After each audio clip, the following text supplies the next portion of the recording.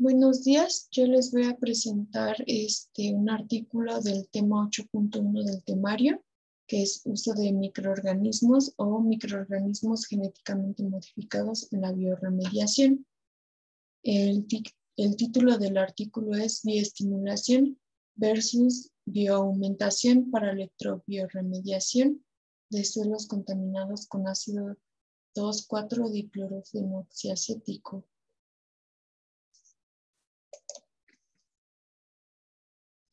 Como introducción, sabemos que la contaminación por pesticidas ya se ha convertido en un grave problema ambiental debido al uso de estos compuestos en actividades agrícolas para controlar plagas y crecimiento de malezas. Dentro de este grupo de plaguicidas existe el ácido 2,4-diclorofenoxiacético, que es uno de los más utilizados. Este es un herbicida hormonal sistémico que puede afectar directamente el sistema hormonal de las plantas, evitando su crecimiento. Además, este va a pertenecer al grupo de los contaminantes organoclorados y eso significa que son compuestos que son muy persistentes en el suelo, el agua y el aire. Además, pueden producir un impacto peligroso en humanos o animales que entren en contacto con este contaminante, provocando mutaciones genómicas o, en el peor de los casos, la muerte. Actualmente se está haciendo más difícil el control de estos niveles de contaminación en el suelo y esto hace que se vean obligados a la remediación de los niveles de contaminantes si se superan los permitidos, dependiendo del impacto en los ecosistemas naturales o si afecta a la salud humana. Estos niveles de contaminación van a ser distintos, pero por ejemplo para España, el nivel de los contaminantes organoclorados máximos permitidos en el suelo es de 1 miligramo por kilogramo de suelo. La remediación es un tratamiento in situ que está enfocado en la remoción de los contaminantes del sitio contaminado, en este caso los suelos, y se pueden usar métodos biológicos, físicos o químicos, por lo que no se requieren tratamientos externos y esto hace que sea una alternativa rentable para la remediación de los suelos contaminados.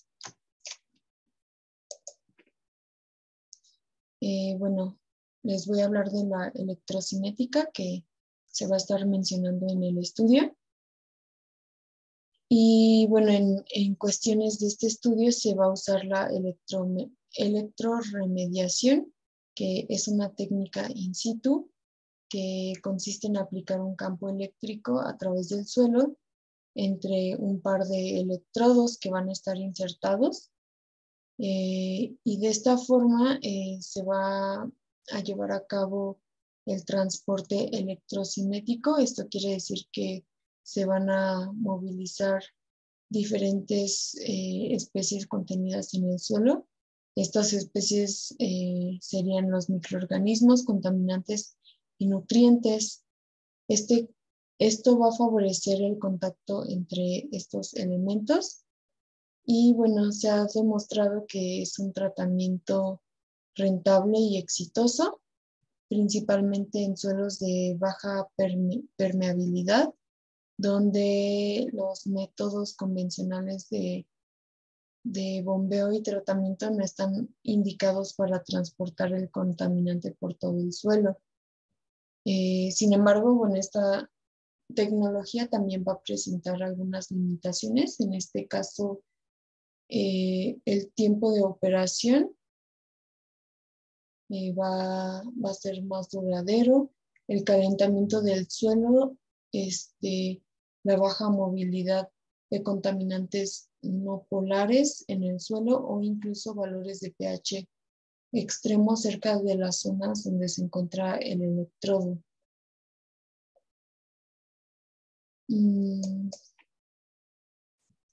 Bueno, en este estudio se va a usar la electrobioremediación y bueno, puede ser de 3 tipos. En este caso, la bioestimulación con electrocinética. Bueno, aquí se va a intentar acelerar la lenta biodegradación de los contaminantes gracias a la mezcla de microorganismos autóctonos y contaminantes mediante la adición de nutrientes que van a favorecer la actividad microbiana del suelo y bueno, también la electrocinética. En la bioaumentación con electrocinética, lo que se hace es agregar microorganismos y nutrientes al suelo, y esta es una alternativa para entregar los microorganismos mediante una barrera reactiva permeable biológica o biobarrera. Bueno, una biobarrera es una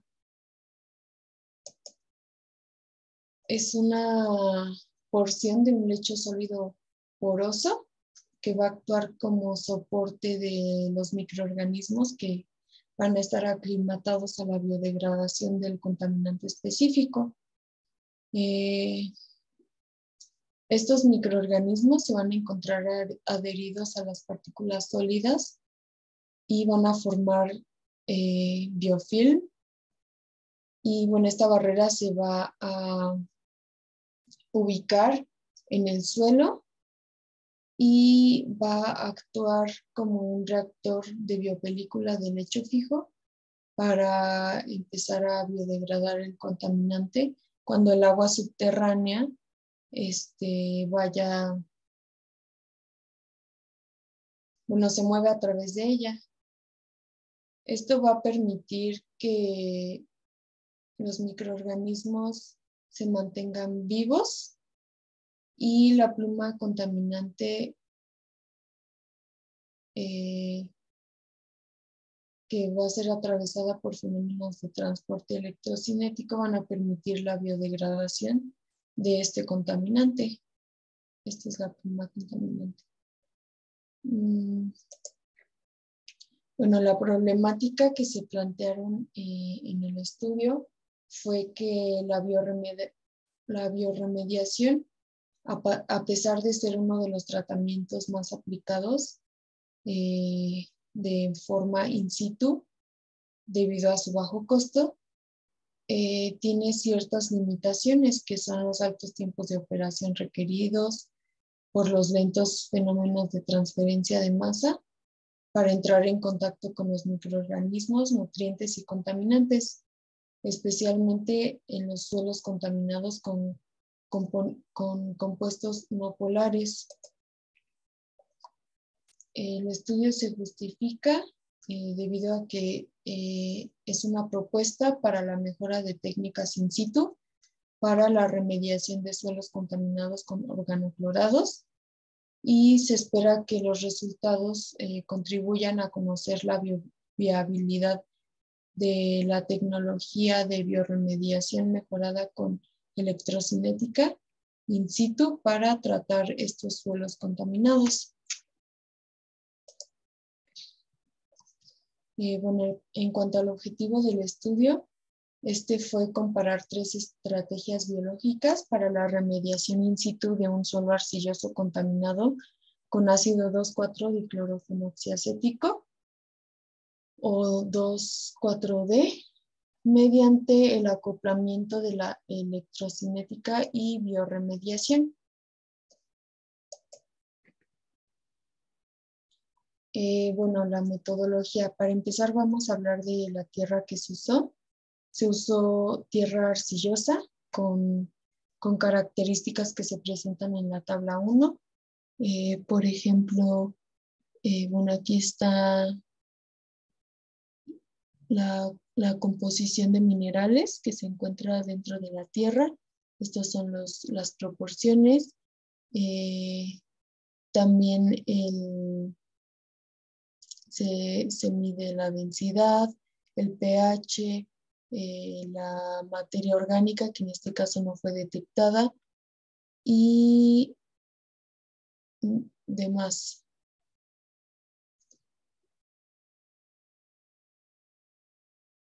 Bueno, este suelo fue contaminado artificialmente con solución de 2,4-D, que fue el plaguicida que se usó, y esto a una concentración de 20 miligramos por kilogramo de suelo húmedo o 26,7 miligramos por kilogramo en suelo seco.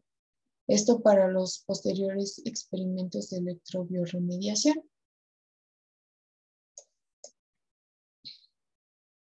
Se llevó a cabo un cultivo microbiano donde el inóculo de microorganismos se obtuvo de una planta de tratamiento de aguas residuales de una refinería de petróleo en España.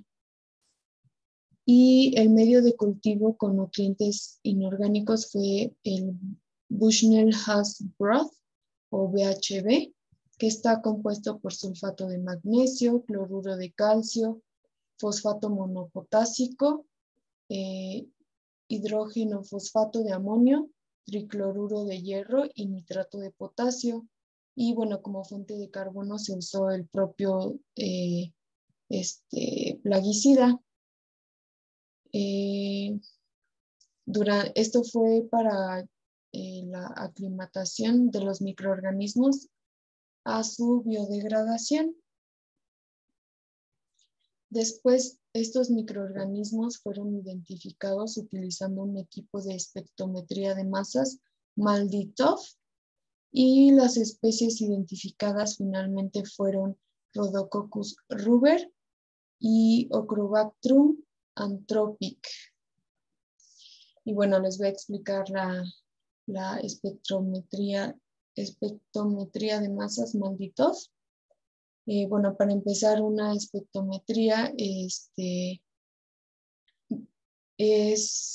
consiste en ionizar las moléculas, es decir, separarlas mediante una lluvia de electrones que se va a generar por un filamento. Y al pasar esta molécula por esta lluvia de electrones se va a producir una fragmentación. De esta forma se van a producir iones de una carga positiva que se van a formar cuando los electrones de elevada energía se acerquen lo suficiente como para que las moléculas pierdan electrones por repulsión. Y bueno, estos iones van a llegar al detector y van a producir una señal eléctrica que va a ser ampliada, procesada y registrada en un ordenador. Bueno, y esto va a dar como resultado el espectro de masas, que es una representación gráfica de la abundancia de los iones que se detectaron y que se van a separar en función a su relación masa-carga. En el caso de la MALDI-TOF, la luz del láser va a ser la fuente de ionización y va a ser absorbida de forma más eficiente en una matriz orgánica, y de esta forma los espectros van a tener una mayor intensidad y no se van a fragmentar o apenas se van a fragmentar, por eso se le conoce como soft ionization, ya que permite ionizar biomoléculas como péptidos y proteínas sin ruptura o una fragmentación mínima. Y bueno, este método se llama MALDI porque, bueno, es una Matrix Assisted Laser Desorption Ionization Mass Spectrometry, y va a permitir que se detecten moléculas de un gran peso molecular. Y bueno, en esto consiste esta técnica. En cuanto a la configuración experimental, bueno, esto se muestra en la figura 1, por ejemplo, en el experimento de bioestimulación con electrocinética, la celda va a estar fabricada de metacrilato transparente y se va a dividir en 5 compartimentos. El suelo contaminado se va a colocar en el compartimento central y a ambos lados se van a ubicar los pozos de electródica. Estos van a contener los electrodos que van a ser de grafito y van a estar conectados a la red eléctrica. El suelo se separa de estos pozos mediante una malla de nylon. Y contiguos a estos pozos se van a encontrar los compartimentos colectores que van a recoger el flujo electroosmótico o el EOF. Hace referencia al movimiento de un fluido a través de un conducto muy pequeño, bueno, con un diámetro muy pequeño, como un capilar o un microcanal, cuando se aplica un campo eléctrico. Bueno, este flujo electroosmótico va a ser transportado durante el tratamiento y se va a recoger a ambos lados debido a la inversión de la polaridad del electrodo. Esto significa que la pinza del electrodo se va a conectar al terminal positivo, y mientras que el de la masa se conecta al negativo. A eso se refieren con inversión de la polaridad. En cuanto al montaje experimental de la bioaumentación con electrocinética, usando biobarreras, va a ser muy similar a la anterior. Sin embargo, la diferencia es que en el centro del compartimento central, aquí en el centro, se va a colocar una biobarrera separada del suelo con una malla de nylon.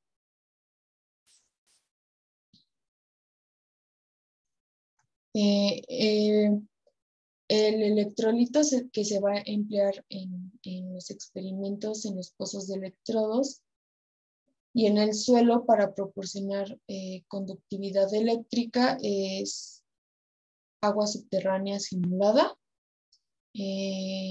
cuya composición por litro de agua es sulfato de sodio anhidro, bicarbonato de sodio, nitrato de sodio, y también se van a suministrar nutrientes inorgánicos como amonio, fosfato y nitrato en exceso mediante medios BHB o Bushnell-Haas, y esto va a ser para evitar que haya limitaciones en los nutrientes durante el tratamiento, ya sea por consumo biológico o por transporte de electrocinética a los compartimentos externos.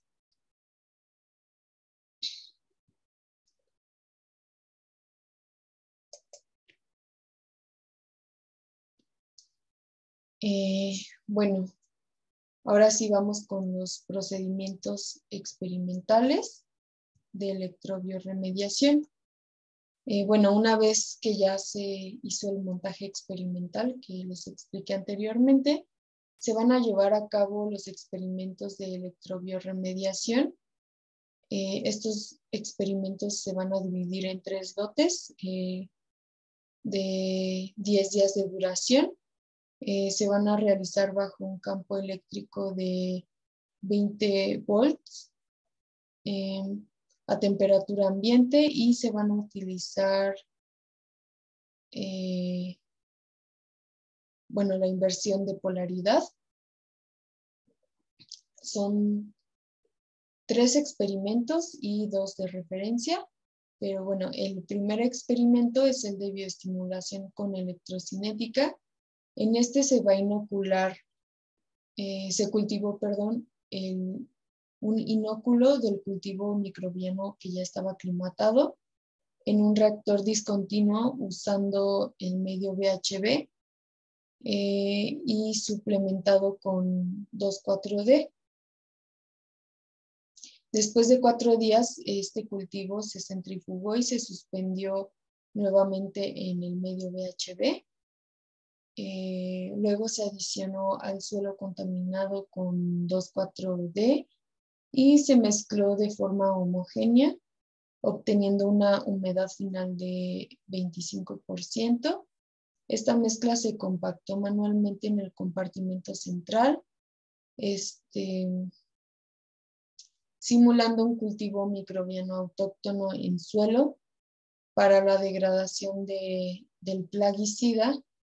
Y bueno, ambos pozos se llenaron con la solución electrolítica y se conectó a la corriente continua. En el caso del experimento 2, que fue el de la bioaumentación con electrocinética, este se hizo mediante el uso de una parte de un reactor de biopelícula como barrera biológica permeable o BB1 para sintetizarlo. En el suelo contaminado se humedeció con la solución electrolítica y se compactó en el compartimento central como en el experimento 1, de forma similar, pero en este caso los microorganismos no se inocularon en todo el suelo, sino que se agregaron por medio de la biobarrera.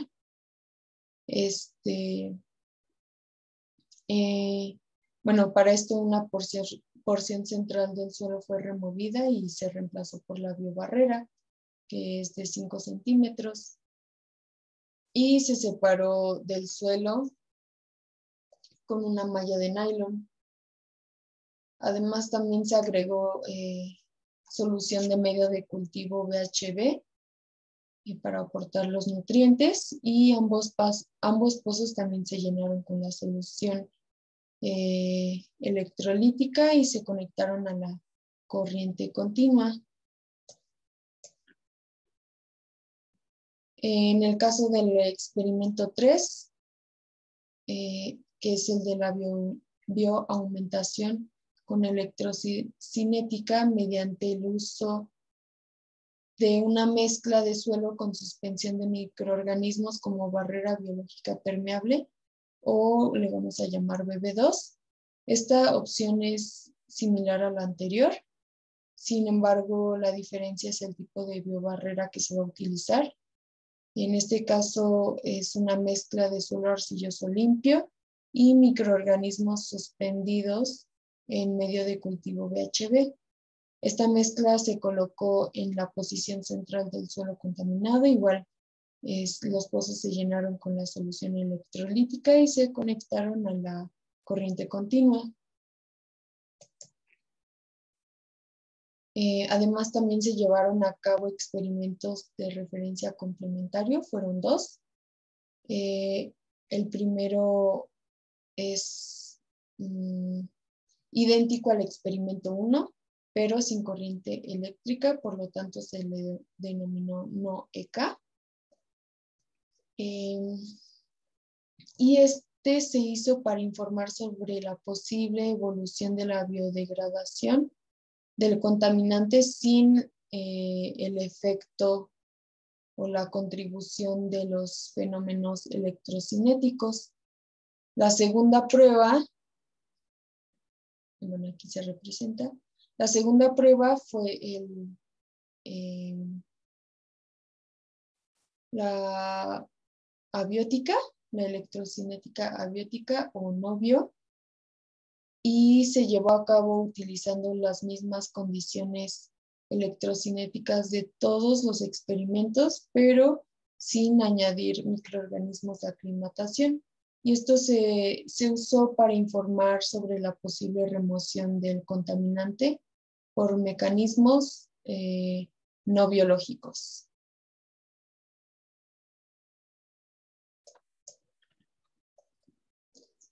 Posteriormente se hizo un muestreo y análisis. Para esto se tomaron muestras y se analizaron durante el tiempo de operación en ambos compartimentos electródicos y en el flujo electroosmótico. Se recolectó alternativamente en ambos compartimentos colectores, que eran los que estaban al lado del central, bueno, y de los compartimentos electródicos. Y esto se recolectó aquí debido a que la inversión de la polaridad del electrodo bueno, hizo que se colectaran. Y también la temperatura del suelo y la corriente eléctrica fueron monitoreadas durante todo el experimento. En cuanto al pH y la conductividad, estos se midieron con una sonda multiparamétrica que lleva a cabo mediciones y monitorea la calidad del agua.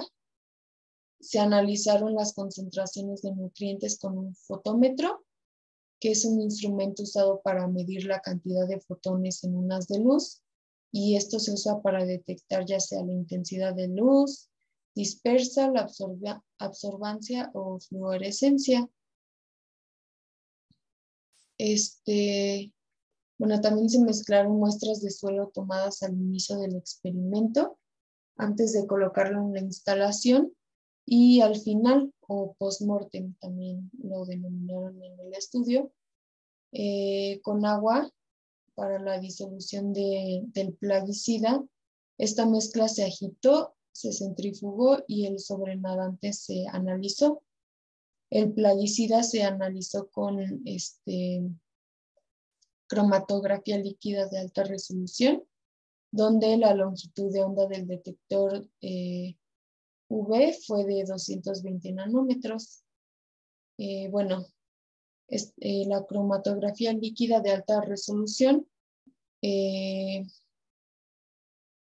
se lleva a cabo cuando la muestra en solución es inyectada en la fase móvil, y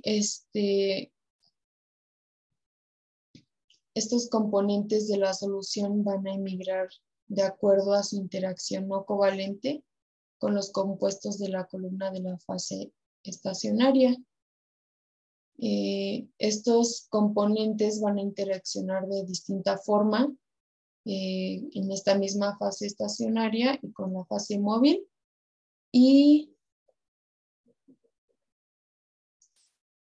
bueno, los componentes van a atravesar la fase estacionaria a distintas velocidades según su polaridad, y de esta forma se van a ir separando. Después de haber pasado por esta fase estacionaria y haberse separado, van a pasar por un detector, bueno, que en este caso está ajustado a 220 nanómetros, y este va a generar una señal que va a depender de la concentración y del tipo de compuestos de la mezcla.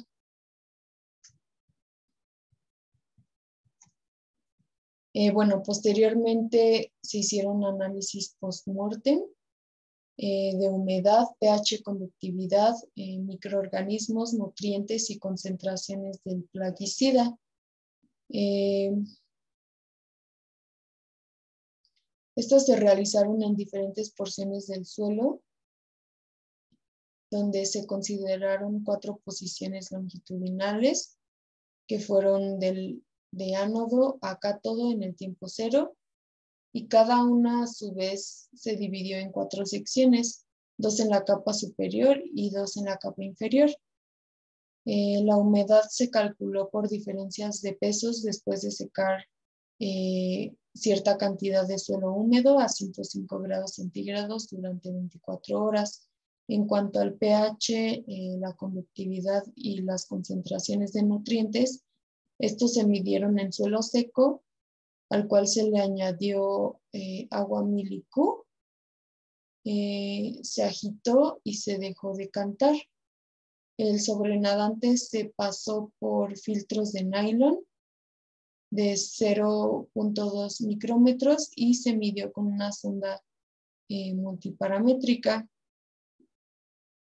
En cuanto a la concentración del plaguicida, se determinó de suelo húmedo mediante cromatografía líquida de alta resolución.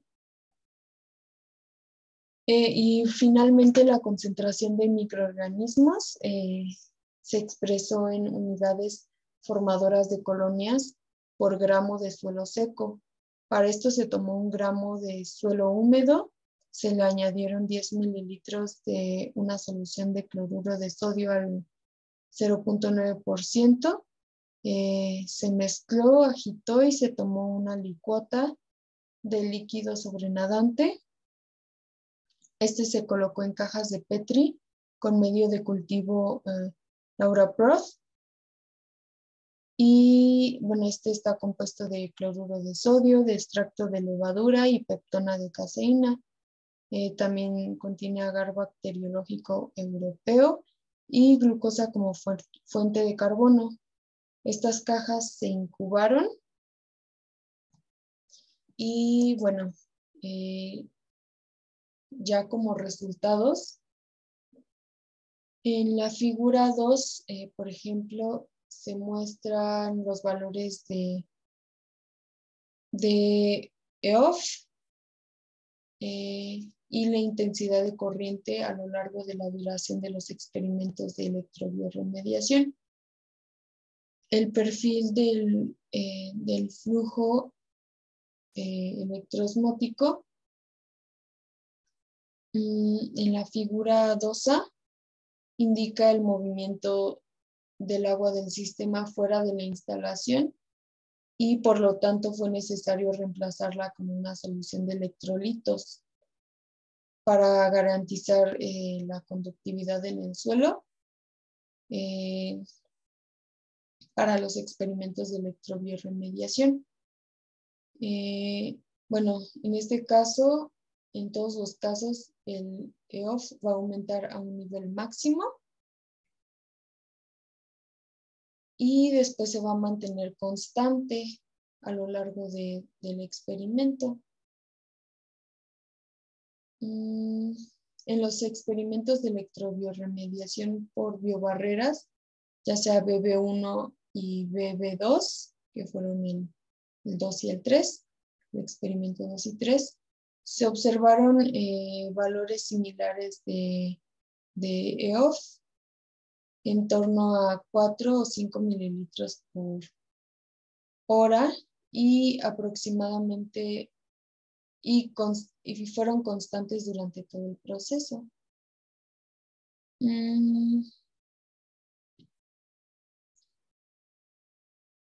Bueno, por otro lado, en el caso de la bioestimulación, el flujo electroosmótico es más alto que en los casos de bioaumentación con electrocinética, y esto es alrededor de 7 a 8 mililitros por hora. Y esto, bueno, supusieron que se debía a una menor permeabilidad del suelo. En este caso, a comparación de los experimentos de bioaumentación, y esto debido a que no hay una biobarrera central.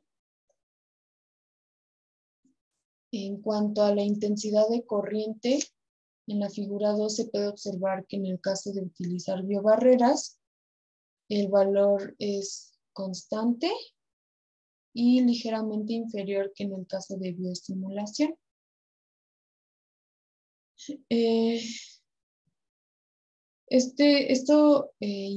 Bueno, se puede explicar por la mayor resistencia debido a la inclusión de la biobarrera en el suelo. Además, los valores de intensidad de corriente cuando se utilizan dos biobarreras es muy similar y las ligeras diferencias que puedan llegar a existir se podrían explicar por cambios en la permeabilidad del suelo debido a la introducción de las biobarreras o también por la compactación manual que se hizo en el suelo al inicio de los experimentos.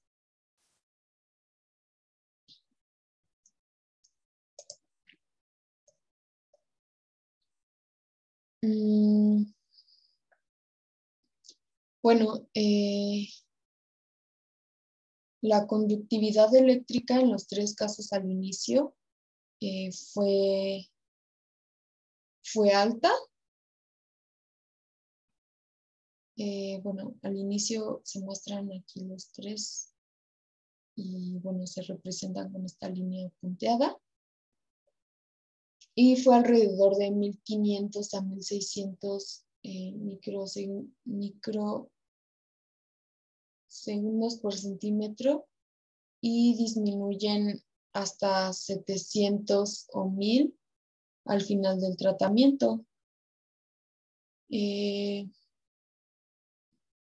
A pesar de que se cayó, bueno, la conductividad, el valor promedio final también es alto y esto va a asegurar la conductividad adecuada en el suelo para la electrocinética y al mismo tiempo no es excesivo para que se lleven a cabo las actividades biológicas.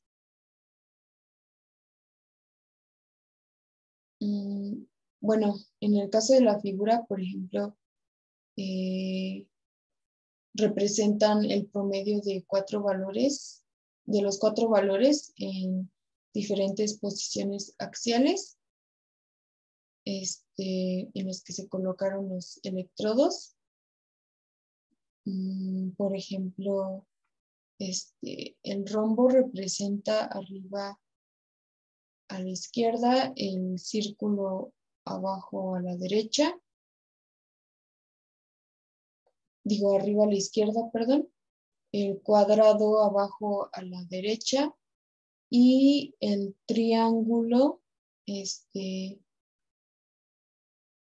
abajo a la izquierda. Bueno, también en ambas figuras, tanto en la anterior que fue la 2 y la 3, se observó que la inclusión de la biobarrera reactiva permeable en el suelo contaminado va a provocar diferencias con respecto a la estrategia de bioestimulación. Y bueno, el flujo electroosmótico va a disminuir en ambos experimentos de bioaumentación en comparación con el experimento de bioestimulación. Bueno, se dice que el EOF es directamente proporcional al voltaje aplicado en el sistema y este va a ser significativamente mayor en regiones de baja permeabilidad y con mayor porosidad. De esta forma, la introducción de biobarreras en el sistema experimental del trabajo va a generar una disminución del flujo electroosmótico y esto puede estar asociado a la disminución de la densidad de corriente y la conductividad del suelo.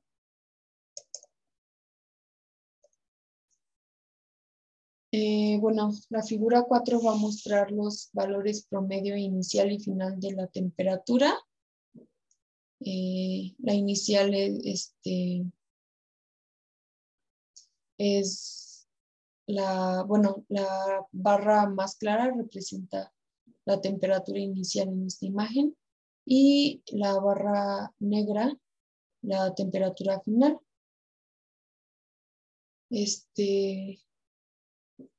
Bueno, y por lo tanto se puede observar que la temperatura del suelo durante los 3 experimentos se mantuvo prácticamente constante y esto fue alrededor de 25 a 28 grados centígrados, lo cual es un valor óptimo para que se lleve a cabo la actividad del cultivo microbiano empleado. Y en cuanto al pH en el suelo, se observa que en todos los casos se controló correctamente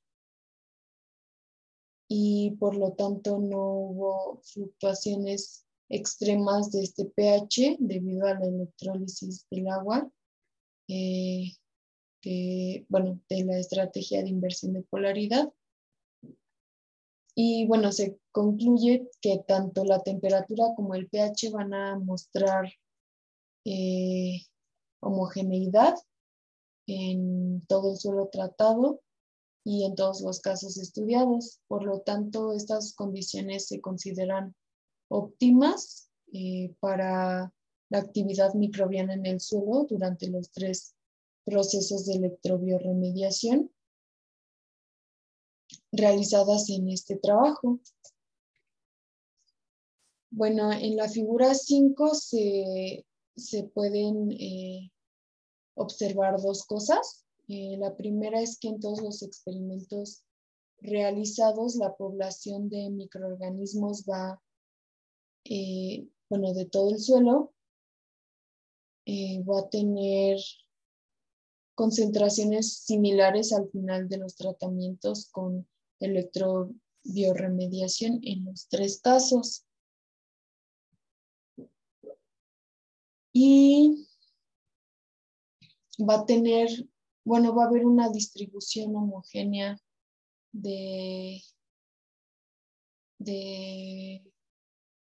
estos microorganismos en todo el suelo al final del tratamiento.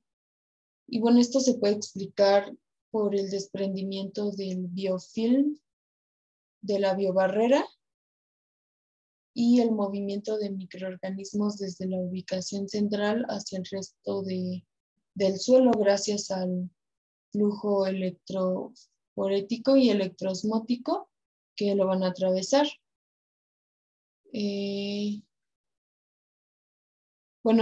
El correcto control del pH hizo que no hubiera efectos nocivos, por lo cual no disminuyó la concentración de los microorganismos en las zonas cercanas a los electrodos.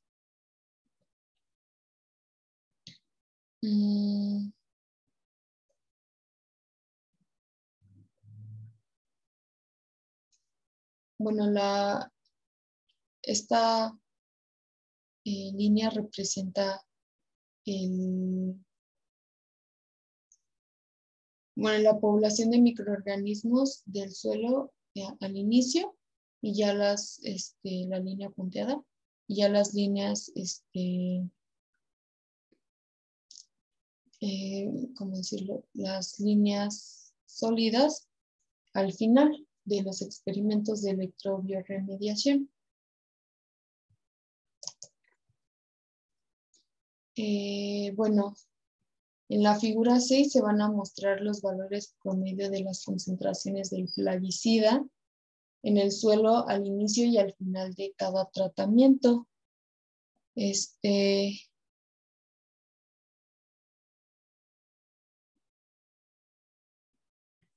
la figura 6D se muestra una comparación sobre las eficiencias de remoción del plaguicida en los 3 experimentos realizados y en las 2 pruebas de referencia. La remoción del plaguicida mediante el uso de biobarreras es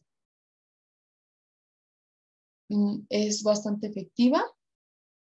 En ambos casos, tanto BB1 como BB2, se logró entre un 75 y un 85% de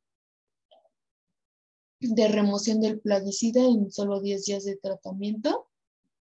Sin embargo, la estrategia con bioestimulación va a ofrecer una eliminación completa del plaguicida en el suelo y una eliminación homogénea. La menor tasa de remoción cuando se usan biobarreras podría estar relacionada con la disminución del flujo electroosmótico por la mayor porosidad en las zonas de las biobarreras y por lo tanto la intensidad de la corriente y la conductividad del suelo van a disminuir.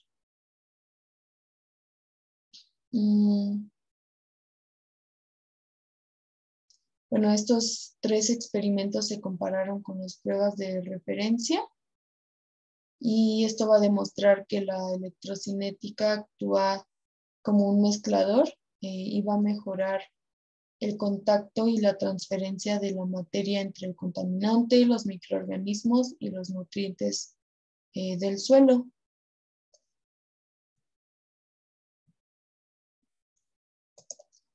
Y bueno, finalmente como conclusiones, los resultados mostraron que la estrategia de bioestimulación con electrocinética ofrecieron la mejor eficiencia de eliminación del contaminante, alcanzando prácticamente el 100%, mientras que las biobarreras ofrecieron tasas de eliminación del contaminante entre el 75 y el 85%.